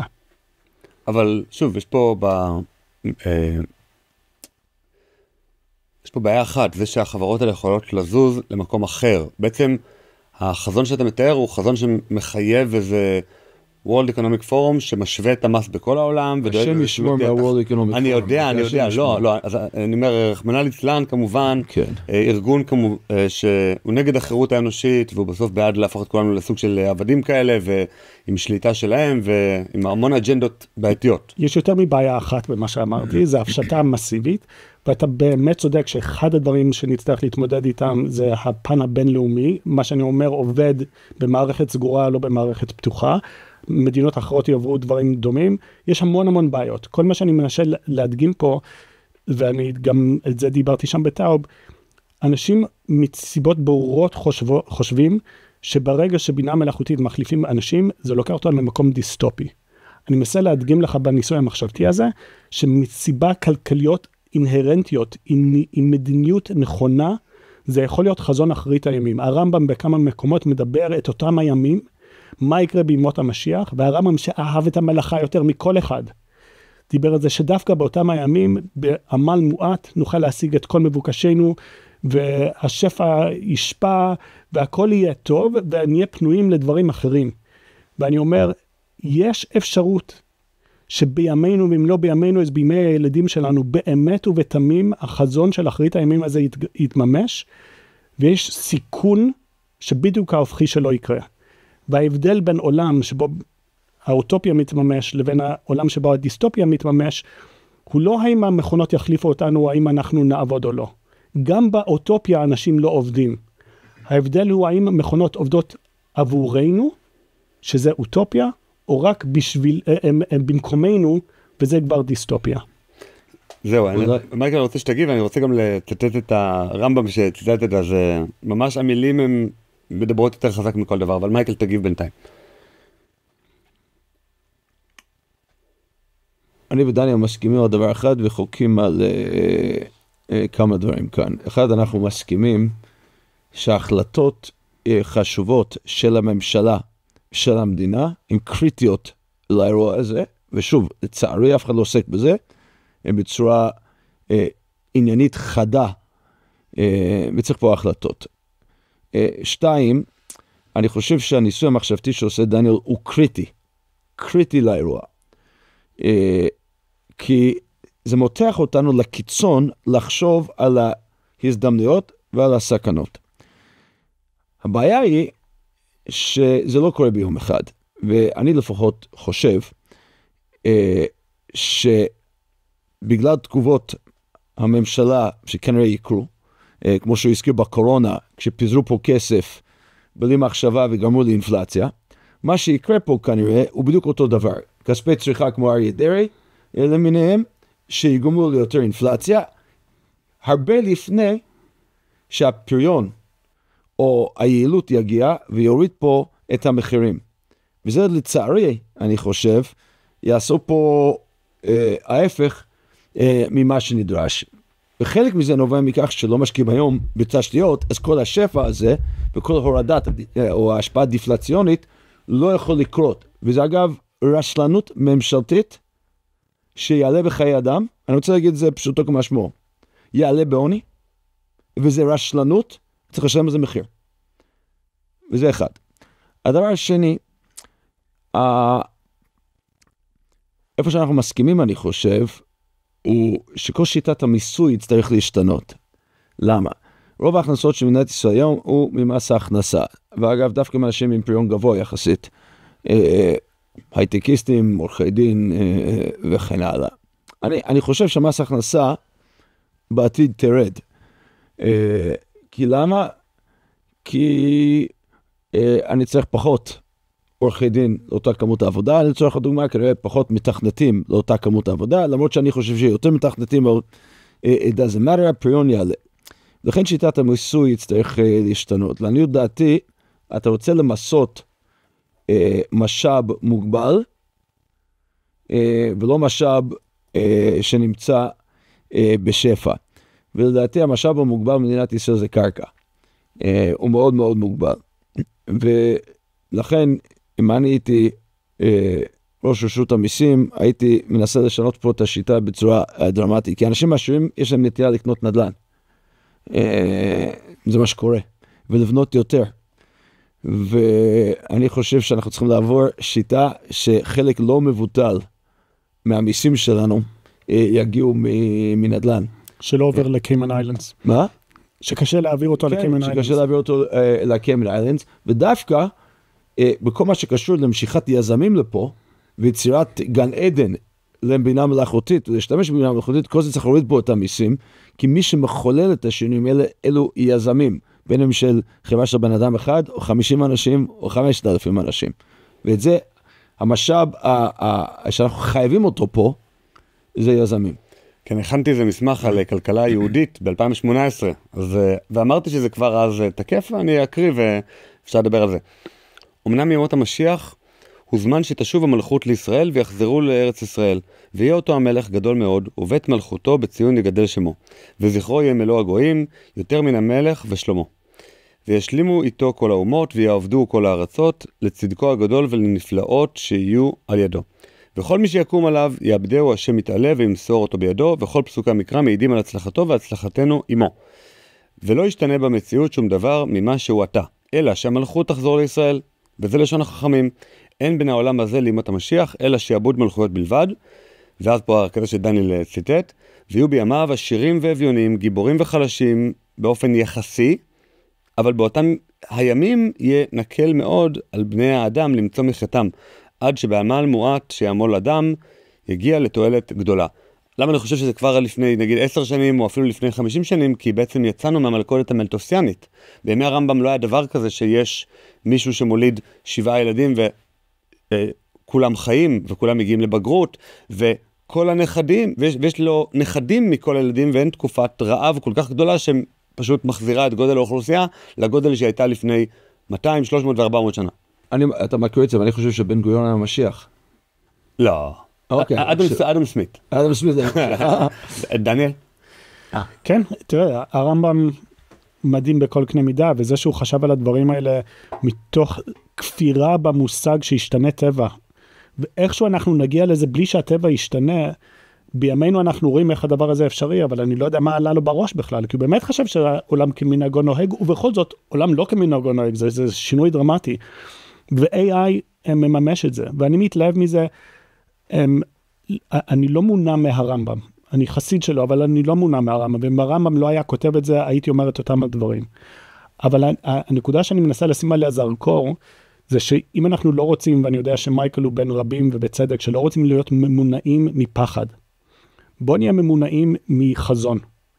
בוא ניקח את הרמב"ם, חזון בין כמעט 1000 שנה, של איך יכול להיראות העולם, וכאמור לא בן אדם שהיה נגד עבודה, הוא אהב את המלאכה, חשב שזה אחד הדברים הכי חשובים שאפשר לעשות, הוא לא אהב את הישיבות שבו אנשים לומדים במקום לעבוד, זה לא היה מקובל עליו. ולא היה בזמנו גם. ולא היה בזמנו, זה המצאה מאוד חדשה. כן, המצאה מאוד חדשה. אני רגע אגיד מילה, צריך שפע מאוד גדול בשביל לתרום לישיבות שבהם ישבו אפילו 100 תלמידים וילמדו מבלי לעבוד. כן. זה רק בחברה המודרנית. אבל גם עקרונית, הוא חשב שזה פשוט... אפילו שהרב אסור שהוא יעשה זה. שימוש לרעה בתורה, קרדום לחפור בה, הוא התנגד לזה ברמה לא רק כלכלית, אלא עקרונית. המעניין הוא שיכול להיות אפרופו האנכרוניזם, שהעולם החרדי הוא לא רק מפגר ב100 שנה, הוא גם מקדים ב100 שנה. כי יכול להיות שבאמת אנחנו נמצא את עצמנו בעתיד הנראה לעין, יכול להיות שזה לא שנים ספורות, יכול להיות שזה עשרות שנים, אבל לא מאות שנים, שבהם השאלה המרכזית תהיה מה עושים עם הפנאי. ודווקא שם אוכלוסייה שיושבת ולומדת, ולא נופלת לפשע, והם לא יושבי קרנות כולם, ולא נופלים לסמים ול-virtual reality, והשכילו לבנות אוכלוסייה שמקבלת, חיה בצורה צנועה, אבל מקדישה את זמנה ללימוד, זה דפוס שהוא יהיה מעניין גם לעולם החילוני. והשאלה מה באמת עושים עם הפנאי, דרך אגב אני חושב שהדור הצעיר שלנו היום, יש לנו כמה דוגמאות של קבוצות באוכלוסייה, שחיים מאוד פוריים עם כלום או מעט הכנסה. אחד זה הדור הצעיר, שהם מתנדבים, ושהם גם למדו, הדור שלי גדל ומאוד רצה להתקדם מאוד בקריירה, ואני רואה אצל הדור הבא הרבה יותר נכונות לחיות קצת יותר בצניעות, וליהנות מהחיים, ואם זה ללכת להודו, או אם זה ללכת לים, או אם זה בכלל בכל מיני מישורים אחרים, להיות פחות ממוקדים על הכסף. אנחנו רואים את זה בדור השלישי, שבכמויות אדירות לא מקבל משכורת, לא עובד למחייתו, נגיד את זה ככה. אתה מתכוון בגיל השלישי, מבוגרים, זקנים. פעם קראו לזה זקנים. פעם קראו לזה זקנים, שהם מתנדבים, ושהם הולכים לקורסים, ושהם לומדים, ושהם הולכים לכל מיני פעולות חברתיות. הרעיון שיש לנו איזה שהם דוגמאות בחברה של איך לנהל חיים פוריים, אנחנו רואים את זה בילדים, אנחנו רואים את זה במבוגרים, אנחנו רואים את זה בהורים שבוחרים להיות הורים במשרה מלאה, שמשכורת, אין קריירה, אין, אבל משמעות יש. מייקל? אין לי מה להוסיף, אני קודם כל נהנה לשמוע את זה במבטא האנגליש שלו, זה הכל נשמע כל כך ציורי וטוב וכן הלאה. אז אין לך מה להוסיף, אז אני אקטע אותך. אבל לא, אני אגיד ככה, בכל זאת. שנייה, תן לי רגע, אני רוצה קצת צחוקים. בניסוי המחשבתי שלך, הבעיה היא עם החייזרים וכל האוטופיה הזאת, שכל הכבישים סגורים על ידי הסתדרות, אתה יודע, זה כאילו, שום דבר לא יגיע לחנויות, ההסתדרות תעשה פה את המוות. כן, אני לא יודע מה אתה אומר את זה בצחוקים. לא בצחוקים, זה עצוב. תראה, לפני שנה היה שביתה מדהימה, ראשונה מסוגה, כל התסריטאים והשחקנים בהוליווד שבתו, ושינו את האחוזים שלהם, כי הם יודעים שגם את השחקנים וגם את התסריטאים, בינה מלאכותית יודעת להחליף. זה ניצחון מאוד קצר טווח.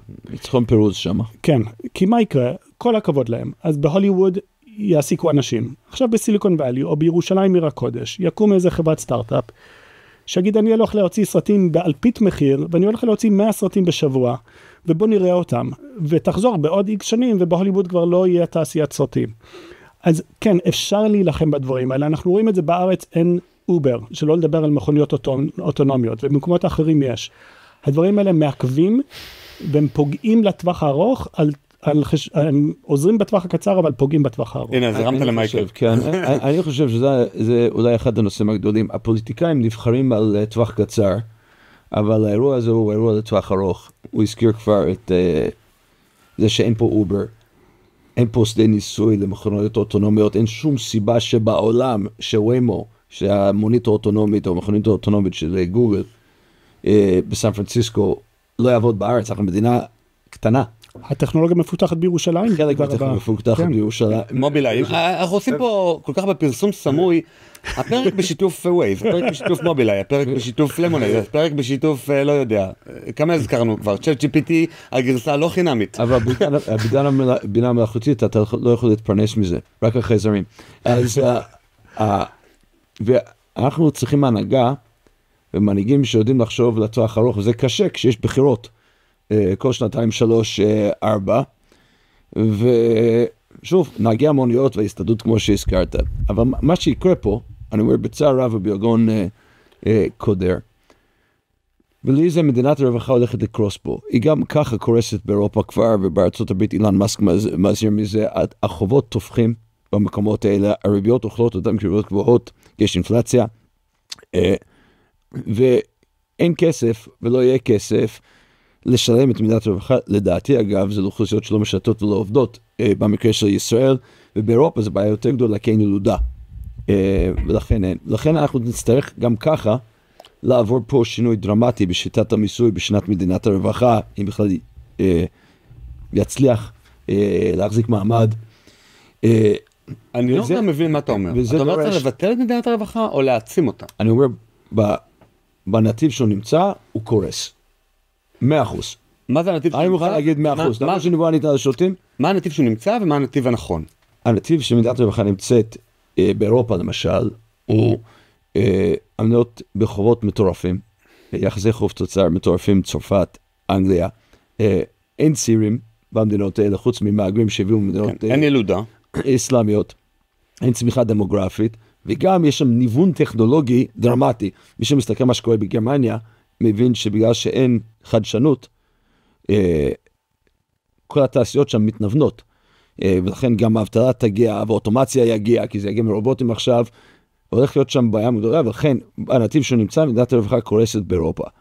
אוקיי? בישראל, מצבנו יותר טוב, אחד נכנסנו עם חוב תוצר יותר נורמלי למלחמה הזאת, שוב אבל האוצר ובנק ישראל פספסו את התחזית על יחסי חוב תוצר, ואנחנו במקום יותר גרוע מה שחשבו, גם בגירעון וגם ביחס חוב תוצר, הריביות תופחות פה, לא יהיה לנו כסף גם להילחם מול מדינות עוינות בסביבה, וטורקיה מתעצמת ומצרים חושבת לרעה, וירדן על קטרנגולת וכן הלאה, וגם לתמוך את כל מדיניות הרווחה, שאגב, המדינה הקימה והחרדים הנדסו, ומהנדסים כל הדרך, להיטיב עם אוכלוסייה לא עובדת, וזה גם בדרך להתנגש בקיר. עכשיו, איך יוצאים מזה?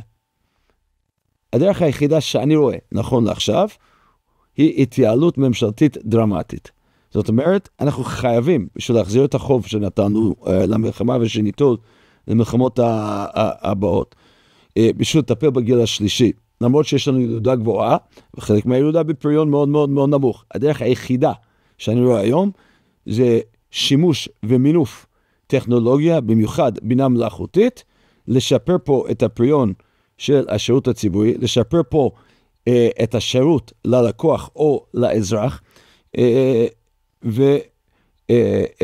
ובהגדלת התוצר והגדלת הרווחיות של החברות האלה, על בסיס בינה מלאכותית.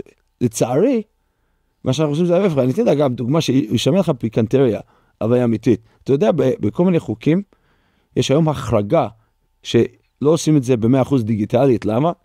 כי לחרדים אין סמארטפון.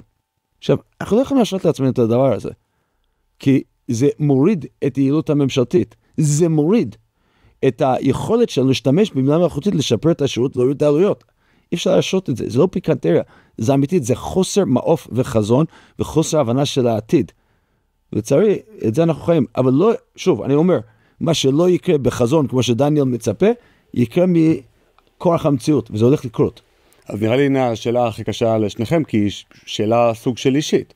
אם כל מה שאתם אומרים הוא חשוב ונכון ודרמטי לעתיד שלנו, אז האם אין דרך לעשות בעצם לוביזם על ידי עזרה של בינה מלאכותית, או השקעות עתק של כמה אנשים שהרוויחו כספים מבינה מלאכותית, ועכשיו אומרים, אנחנו חרדים לגורל המדינה, בוא נדאג לזה יהיה גוף פוליטי חדש, הפוליטיקאים שלנו, התמריצים הנכונים יפעלו עליהם, או באיזה דרך ש-ChatGPT מציע לנו. גם אני וגם מייקל הם חברים בדירקטוריון של מוזאיק, מכון מחקר למדיניות בינה מלאכותית. ובעל זה מתעסקת, ובשמה אני גם הגעתי לכנסת ודיברתי על הדברים האלה, אנחנו מוצאים ניירות עמדה על הנושאים האלה, אנחנו מדברים עם פוליטיקאים עד כמה שידינו מגעת, אז כן, אני חושב שנדרש פה עשייה, אני לא יודע אם צריך להיכנס לפוליטיקה, כי זו שיחה אחרת, אבל צריך לדחוף את הפוליטיקאים.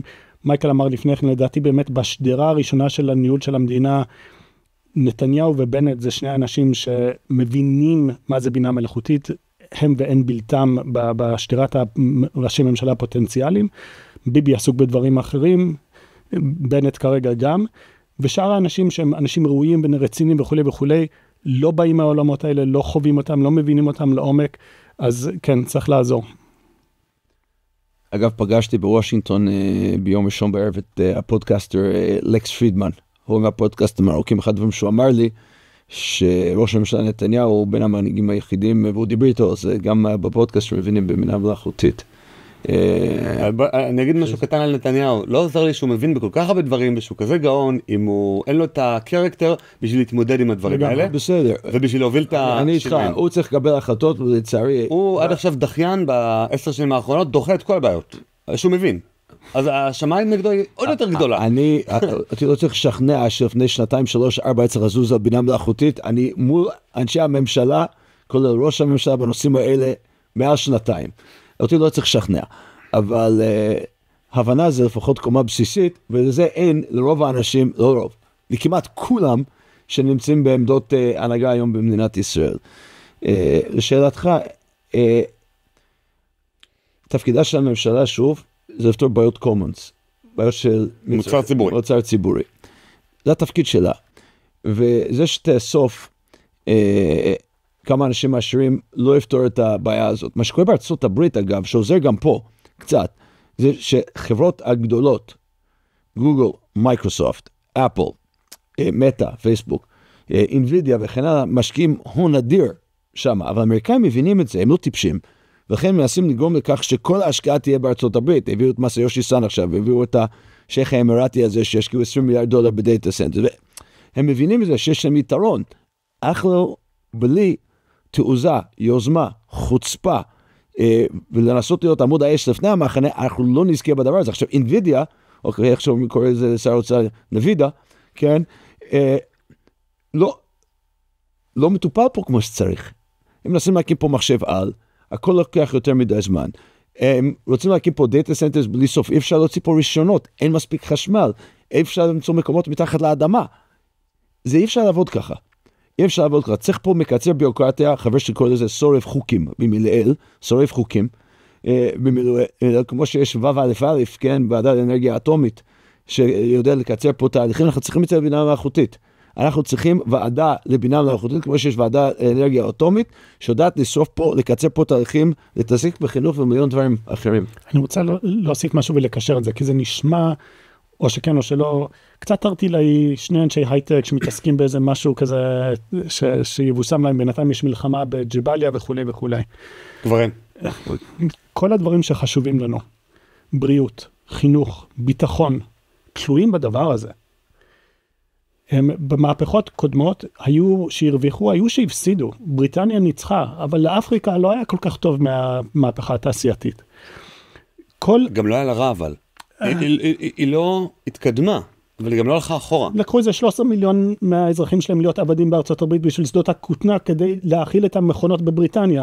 אפשר לדבר על זה. יצאו כל מיני דברים ממש גרועים משם ולא כולם נהנו. אני רק אומר, לא נגזר עלינו שיצא לנו טוב מהמהפכה הזאת, ואם לא יצא לנו טוב, איך נחלקל את המלחמות הבאות, איך נבנה את המרכבה הבאה, איך נקנה את ה-F-37 או 8 או 9 או לא יודע מה, איך נייצר בריאות ברמה שאנחנו דורשים, איך נחנך את הילדים שלנו, כל הדברים האלה תלויים בכל הדברים. ומדינת ישראל, לא לחכות לאירופאים ולא לחכות את האירופאים, אנחנו צריכים להיות בהובלה, וגם הבעיות שלנו הן ייחודיות, זה שיש לנו הרבה ילדים זה ברכה וזה נהדר, אבל במקומות אחרים הם קצת בסדר טוב, אז הבינה מלאכותית, הרובוטים יחליפו את הילדים שאין. פה אין לנו את הדבר הזה, יש לנו פה סגולות ואתגרים ייחודיים, וראוי לנו הנהגה שתיקח את השור בקרניו, תתעסק בדברים האלה, ויפה שעה אחת קודם. כן, פשוט שיטתי, לאו דווקא שאתה תרוץ הפוליטיקה, ותהיה חבר כנסת או שר, או עצר של שורף חוקים של מייקל, או משהו. שורף חוקים. שורף חוקים. במילל, נכון? או מילה רע? כן, חבר שלי ארז טבע את הביטוי. אלא, אני חושב שגם אתם מסכימים בזה שבסוף תמריצים משפיעים על אנשים. אם ניתן את התמריצים הנכונים לפוליטיקאים שלנו, הם יתנהגו כמו תתלך, גם אם הם לא מבינים מה זה בינה מלאכותית. גם אם אין להם, הם רק מדקלמים את הטוקינג פוינטס, ובעצם הכל חלול שם בפנים, הם יעשו את מה שאנחנו רוצים, כי שאלה לי לך, אנחנו מפעילים עליהם. כל הגופים שיש לך פה על הקיר, היית אומר את אותו משפט עליהם? כן, הם אנשים. זאת אומרת, תמריצים משפיעים עליהם. שהם לא חשבו, לא, זה שתמריצים משפיעים אני מבין. האם היה להם ראש... אחרי חזון ושהיה אכפת להם מעבר לבחירות הבאות. כן, כולם היה להם מעבר לבחירות הבאות. בוא נסתכל שוב. לא יודע, מי שלא מכיר מזה, זה אחד העם, ויצמן, עגנון, עדי גורדון, שמיר, טרומפלדור, נבון, לא נבון, אשכול, הרב עובדיה. אני אעבה את השאלה של דניאל. פעם ב-80 שנה, יש מהפכה, ואנשים גדולים מתנסים לשעה הקריטית. אם זה צ'רצ'יל במלחמת העולם השנייה, או טרומן, או איינשטיין, או... יש אנשים, ואנחנו, מדינת היהודים, לא יכולים להרשות לעצמנו פוליטרוקים, במקום בן גוריונים וויצמנים ואיינשטיין. אתמול מנכ"ל הבנק ג'יי-פי מורגן, ג'יימי דיימן, אמר על אילן מאסק, שהוא האיינשטיין של הדור. אני מסכים איתו אגב. ויש לנו כמה איינשטיינים פה, אבל מקצים להם כנפיים. יש לנו כנראה, ראיתי שצייצת על זה גם כן, כנראה כל מיני אנשים שאנחנו לא יודעים את שמם עדיין, שהם הבן גוריון הבא, או הוויצמן הבא. ואנחנו צריכים אנשים שיודעים להתעלות לגודל השעה. השעה, אנחנו בשעה גורלית. זה לא רק בגלל המלחמה, זה בגלל המהפכה. והמהפכה של הבינה המלאכותית, של התקשורת, של הרשתות החברתיות, לא ישאיר שום חלקה שלא ייגע בה. צריך להבין את זה. אנחנו חייבים להתעלות לגודל השעה. ולעניות דעתי, אני דיברתי על זה מיליון פעמים, היתרון היחסי של מדינת ישראל הוא לאו דווקא בפוליטיקה, זה באזרחים. מיליון פעמים מדבר על זה. יש לנו את האזרחים הכי מדהימים עלי אדמות. תראה מה קרה במלחמה. לא רק המילואימניקים, גם אנשים שבאו להתקין מצלמות רכב על טנקים, אנשים שתקנו טנקים, ושרשרות האספקה לווסטים ולאפודים, שהגיעו משום מקום כי משרד הביטחון והצבא כשל, בנושאים האלה, אזרחים הכי טובים עלי אדמות. ערן אפרת, תגיד, הנהדר שהיה פה ודאג לדברים האלה. כן, ערן אפרת גם, מלא, אוקיי. יש לנו את האזרחים הכי טובים עלי האדמות. אבל קשה להם מול ביורוקרטיה, ומשל שהוא בכיוון הלא נכון. וקשה להם מול לקיחת כספים ודברים שהם לא השקעות בצמיחה, השקעות בשינוי, אלא בשימור המצב הקיים. ואין פריבילגיה לאירוע הזה. אין היום. אי אפשר להמשיך ככה. כי אנחנו, כמו שדניאל אומר, הוא מדבר על חייזרים, אנחנו באמצע מהפכה. המהפכה התעשייתית, זה יקרה, אני אומר לכם, מהפכת הבינה המלאכותית. בינה המלאכותית. זה מהפכה, והוא קורה פעם ב-80 שנה, והנה אנחנו. כן. אז אני עשיתי משהו קצת לא ראוי, ופניתי לכם, אמרתי, למה אתם לא? אבל אני אגיד עכשיו משהו כן ראוי. אני פונה למצלמה, ואני אומר, זה התפקיד שלכם גם. זאת אומרת, כל אחד מכם שעכשיו אומר, רגע, איך אני לוקח חלק בשינוי הנדרש הזה, אני נגיד, כלומר, אתה, משה, חיים, דוד, עידית, אפרת, אסתר, זה, כן, צריך גם מגדרי. אז אני לא רוצה ללכת לפוליטיקה, אני לא מתאים, יש לי את המקצוע שלי, נננה. אז בסדר, אפשר דרך הכיס לבוא ולתרום לאנשים או לגופים כמו מזיק, כמו, לא יודע, על משמעות, או כמו כל גוף אחר שבא ומקדם דברים שבעיניכם יעזרו לנו להגיע לשלב הבא, וככה אתם עושים את שלכם. אין בארץ גם חברה אזרחית, זה אחד הדברים שהכי מבאסים אותי. שבארצות הברית יש עמותות, וזה... יש חברה אזרחית בעשייה פה, כי אנחנו חברה מאוד תכליס. יש פחות, אבל אי אפשר בלי כסף. יש פחות חברה אזרחית שתומכת אסטרטגיה, לוביזם. בדיוק. נגיד, ה-Leadership Institute מארצות הברית הגיעו לכאן לארץ, עשו כנס של מעל 500 איש בוולדורף אסטוריה, על גיוס משאבים לעמותות, המקצוענות ברמה הכי גבוהה. אין שום עמותה בארץ שדואגת ללמד כלים יזמים חברתיים איך עושים דברים בצורה מקצוענית. איך שולחים ברכה לראש השנה הם לימדו אותנו בדואר, ואיך המעטפה נראית. וזה היה פשוט מדהים לראות מקצוענות, ובלי כסף אין מקצוענות. יש אכפתיות, יש מה שמייקל אומר על האזרחים שהם נחמדים וטובים. לא, זה יותר מנחמדות וטובה. יש מסוגלות מאוד גבוהה של אזרחים במדינת ישראל שעושים המון דברים. דניאל, דברים לסיום? אני חושב שנגענו בדברים. יאללה, מעולה. אז אם מצינו לשעה זו, תודה רבה דניאל שרייבר, מנכ"ל ומייסד למונייד, מייקל אייזנברג, משקיע קרן א'. תודה. היי, אם האזנתם עד לפה, ממש אשמח שתקדישו עוד דקה אחת מזמנכם. תיכנסו לקישור, כאן למטה, ותתמכו בנו באמצעות מנוי לעל המשמעות פלוס ב-60 שקלים לחודש. המנוי יעניק לכם גישה מלאה ליותר מ-200 פרקים בלעדיים של הפודקאסט, שתוכלו להאזין להם באפליקציית הפודקאסטים האהובה עליכם. בנוסף, המנוי יאפשר לכם להצטרף למפגש הזום השבועי של קהילת על המשמעות. כל פעם נפגשים ולומדים יחד נושא אחר, ויש גם זמן לשאלות ולדיון בלעדי למנויים. כמו כן, כל מי שמנוי לעל המשמעות פלוס נהיה שותף בהחזקת הפודקאסט ככלי תקשורת עצמאי ובלתי תלוי, שיקדם את הרעיונות שאנחנו מאמינים בהם. אז יאללה, הקליקו כאן והצטרפו אלינו לעל המשמעות פלוס, נחכה לכם.